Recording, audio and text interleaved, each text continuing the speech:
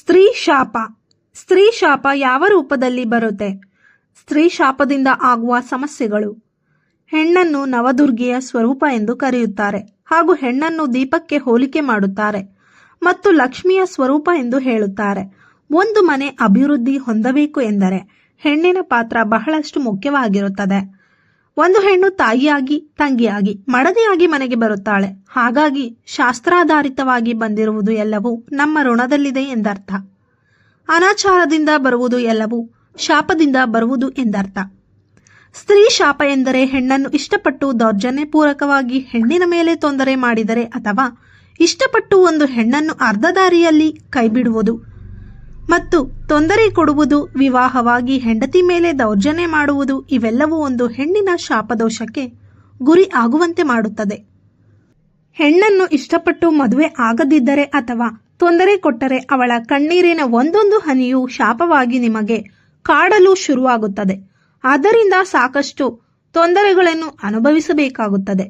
ಹೆಣ್ಣಿನ ಮನಸ್ಸು ಎಷ್ಟು ನೊಂದು ನರಳುತ್ತದೆ, ಅಷ್ಟು ಪರಿಣಾಮವಾಗಿ ತೊಂದರೆ ಕೊಟ್ಟರೆ ಪುರುಷರಿಗೆ ಪರಿಣಮಿಸುತ್ತದೆ.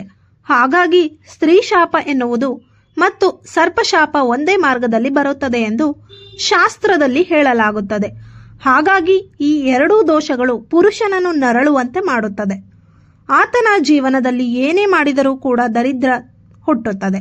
ಮಾಡುವ ಕೆಲಸದಲ್ಲಿ ಜೀವನ ಯಶಸ್ವಿ ಮತ್ತು ಜಯವನ್ನು ಸಾಧಿಸಲು ಆಗುವುದಿಲ್ಲ. ಸಾಕಷ್ಟು ತೊಂದರೆಯನ್ನು ಅನುಭವಿಸಬೇಕಾಗುತ್ತದೆ. ನೆಮ್ಮದಿ ಮತ್ತು ಸಂತೋಷ ಇರುವುದಿಲ್ಲ. ಇದರಿಂದ ಪಾರಾಗಬೇಕು ಎಂದರೆ ತೊಂದರೆ ಕೊಟ್ಟ ಸ್ತ್ರೀಯರಿಗೆ ಅಥವಾ ಮೋಸ ವಂಚನೆ ಮಾಡಿದ ಸ್ತ್ರೀ ಕಾಲಿಗೆ ಬಿದ್ದು ಕ್ಷಮೆ ಕೇಳಬೇಕು. ಇಲ್ಲವಾದರೆ ಆತ ಶಾಪದಿಂದಾಗಿ, ದರಿದ್ರತನದಿಂದಾಗಿ ನಷ್ಟವನ್ನು ಅನುಭವಿಸಿ ಜೀವನದಲ್ಲಿ ಯಾವುದೇ ಸ್ತ್ರೀಯನ್ನು ವಿವಾಹವಾದರೂ ಮನಸ್ಸು ಶಾಂತಿ ನೆಮ್ಮದಿ ಇರುವುದಿಲ್ಲ. ಜೀವನದಲ್ಲಿ ಮೊದಲು ಚೆನ್ನಾಗಿರುವುದನ್ನು ನಾಶ ಮಾಡಿಕೊಂಡು ನರಳಾಟವನ್ನು ಅನುಭವಿಸುತ್ತಾರೆ. ಇದರಿಂದಾಗಿ ಮಾನಸಿಕವಾಗಿ ನೆಮ್ಮದಿ ಹಾಳಾಗುತ್ತದೆ ಹಾಗೂ ಆರೋಗ್ಯ ಹಾಳಾಗಿ ಆರ್ಥಿಕವಾಗಿ ಸಂಕಷ್ಟ ಅನುಭವಿಸುತ್ತಾರೆ. ಹಣಕಾಸಿನ ತೊಂದರೆಯನ್ನು ಅನುಭವಿಸಬೇಕಾಗುತ್ತದೆ. ಇವರ ಸಹಾಯಕ್ಕೆ ಯಾರೂ ಬರುವುದಿಲ್ಲ.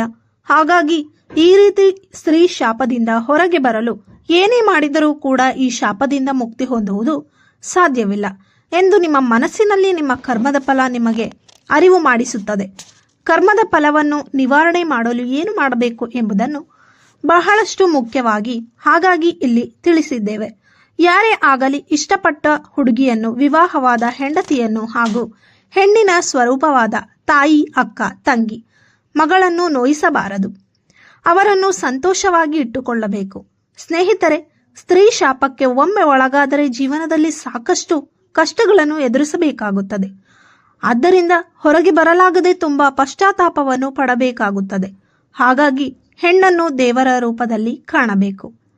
ಸ್ನೇಹಿತರೆ, ಈ ಮಾಹಿತಿ ಇಷ್ಟವಾಗಿದ್ದಲ್ಲಿ ತಪ್ಪದೆ ಲೈಕ್ ಮಾಡಿ, ಶೇರ್ ಮಾಡಿ, ತಪ್ಪದೆ ಸಬ್ಸ್ಕ್ರೈಬ್ ಮಾಡಿ. ಧನ್ಯವಾದಗಳು.